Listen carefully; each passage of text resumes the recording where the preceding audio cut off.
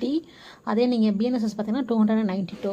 அந்த ரிப்போர்ட் தாக்கல் பண்ணும்போது என்ன பண்ணணுன்னா ஷல் ப்ரிப்பேர் ஏ ரிப்போர்ட் எப்படி இருந்தாலும் ப்ரிப்பேர் ஆகும். ஒன்று வந்து மியூச்சுவலாக முடிஞ்சிச்சாலும் ரிப்போர்ட் ரெடி பண்ணணும், முடியலைனா ரிப்போர்ட் ரெடி பண்ணணும். அது பாருங்கள், ஃபஸ்ட்டு ஷல் ப்ரிப்பேர் ஏ ரிப்போர்ட் ரெடி பண்ணணும்.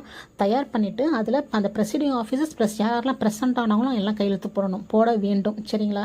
அதே சப்போஸ் அந்த பரஸ்பர தீர்வு ஏற்படலன்னு வச்சிங்களேன், என்ன பண்ணால் அதுக்கும் அந்த என்னெல்லாம் நடந்துச்சோ அதெல்லாம் ரெக்கார்ட் பண்ணிவிட்டு அப்புறமா அந்த வழக்கு எப்படிலாம் நடந்துச்சு, ஏற்கனவே எப்படி நடந்துட்டு இருந்துச்சோ அந்த மெத்தடில் கேஸ் நடக்கும். இந்த ப்ரீ பர்கெனிங் அந்த ப்ரொசீடிங்ஸ் வந்து அப்படியே ஸ்டாப் ஆகிடும். சரிங்களா? இப்போ அடுத்து டிஸ்போசல்.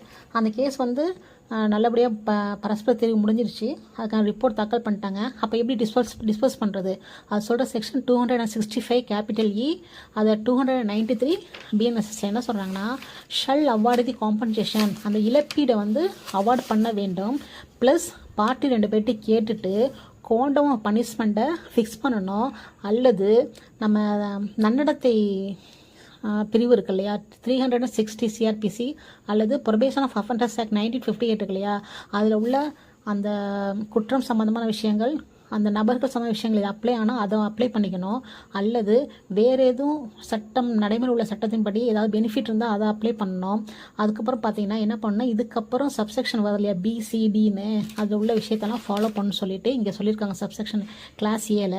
அதே நீங்கள் கிளாஸ் பியை பார்த்தீங்கன்னா என்ன பண்ணு கேட்டிங்கன்னா ரிலீஸ் பண்ணணும். இப்போ probation offenders act suppose 360 apply பண்ணால் ரிலீஸ் பண்ணிவிட்டு வேறு எதுவும் சட்டங்கள் பெனிஃபிட் ஆனிச்சுன்னா அதை இங்கே அப்ளை பண்ணி அதை ரிலீஸ் பண்ணிடணும். இது வந்து கிளாஸ் பி.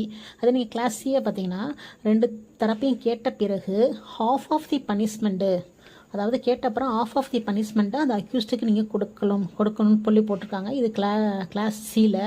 அதே கிளாஸ் சியில் நீங்கள் பிஎன்எஸ்எஸ் பார்த்தீங்கன்னா எக்ஸ்ட்ரா ஒன்று சேர்த்துருப்பாங்க. இதே ஃபஸ்ட் அஃபெண்டராக இருக்கும் பட்சத்தில் 1/4 ஆஃப் தி மினிமம் பனிஷ்மெண்ட்டு, ஏற்கனவே of of the minimum punishment சொல்லியிருக்காங்க இல்லையா சிஆர்பிசியில், அதையே பிஎன்எஸ்எஸ் சொல்லிவிட்டு ப்ளஸ் ஃபஸ்ட் ஆஃப்டராக இருக்கும் பட்சத்தில் 1/4 ஆஃப் தி மினிமம் பனிஷ்மெண்ட் கொடுக்கணும் அப்படின்னு எழுதியிருக்காங்க. அதே கிளாஸ் டியை பார்த்தீங்கன்னா அது வந்து 1/4 ஆஃப் தி ஒரு பனிஷ்மெண்ட் இதான் பனிஷ்மெண்ட் ஒரு செக்ஷனில் சொல்லியிருப்பாங்க. சில இதில் பார்த்தீங்கன்னா எக்ஸ்டெண்ட் சொல்லியிருப்பாங்க, 7 வருஷம் வரைக்கும் தண்டனை சொல்லியிருப்பாங்க. இன்னொன்று பார்த்தீங்கன்னா 7 வருடம் வரை தண்டனை கொடுக்கக்கூடிய குற்றங்கள் சொல்லியிருப்பாங்க. அந்த எக்ஸ்டெண்டேபிள் அந்த பீரியட் இல்லைன்னா எக்ஸ்டெண்டேபிள் அந்த மாதிரி அதில் வந்து 1/4 கொடுக்குன்னு சொல்லிட்டு கிளாஸ் டியில் சொல்லியிருக்காங்க. சரிங்களா?